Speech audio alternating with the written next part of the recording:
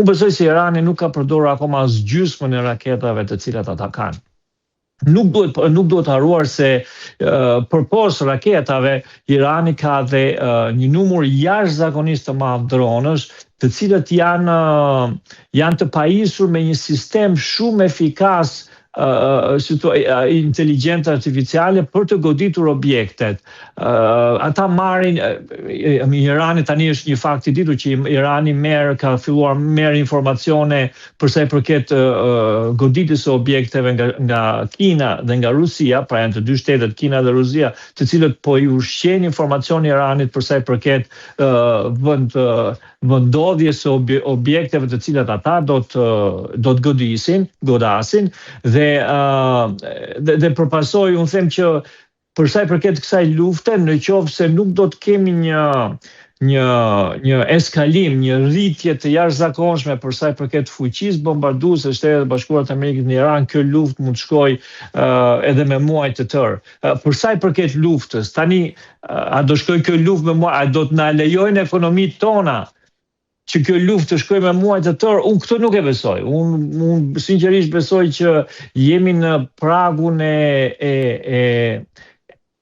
gati një kataklizme ekonomike botërore ku në qoftë se vazhdohet në këtë mënyrë, pra në qoftë se kemi bllokimin e ngushticës së Hormuzit, në qoftë se nga ana tjetër edhe Huthit futen në lojë për të bllokuar ngushticën e Bririt të Afrikës, atëherë do kemi një problem jashtëzakonisht të madh, jo vetëm për energjinë, por edhe për ushqimin, sepse nuk duhet haruar se 70% e ushqimit që konsumohet në lindjen e mesme futet nga ngushtica e Hormuzit dhe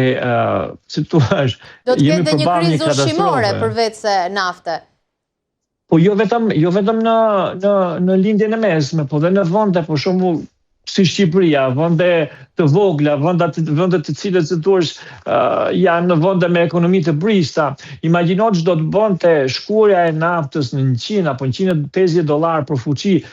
që përpara disa vitesh kjo ishte diçka e çmendur për të thënë, por tani si thua këto diskutime janë në tavolinë, nuk është më diçka e çmendur. Vajte nafta para 2 ditësh, vajte $117 për fuqi. Imagjino ç'do t'i bënte ekonomive të vende të brishta, unë them Shqipëria, po sa Shqipëri ka në përbot, dhe nuk kemi, për këta nuk është problem shumë i madh Shqipëria që ka vetëm 3 milion banor, po problemi është Meksika, problemi është janë vende me të cilat e kanë ekonomitë e brishta dhe kanë me miliona banor, ku si thua shkatrimi i ekonomisë do të sillte një kaos të cilën jo vetëm Shtetet e Bashkuara të Amerikës, pas një nuk e do. Shqetësuese ka qenë durante dhe shënjestrimi i Turqisë nga ana e Iranit, diçka që ka nxitur frikën për përfshirje të mundshme të NATO-s në luftë. Nga mesazhet e fundit që kanë ardhur nga kancelarit europiane, por edhe presioni që Trump po ushtron ndaj aleatëve të tillë si Britania e Madhe, të cilën e kritikoi për mos bashkëpunim, a mendoni se po shkohet drejt një skenari ku edhe vendet e NATO-s t'i bashkojnë luftës? Po disa vende të NATO-s janë bashkuara kësaj lufte, për shembull kemi Britaninë e Madhe e cila me avionët e saj furnizon avionët izraelit të cilët përdoren për bombardimin e Iranit.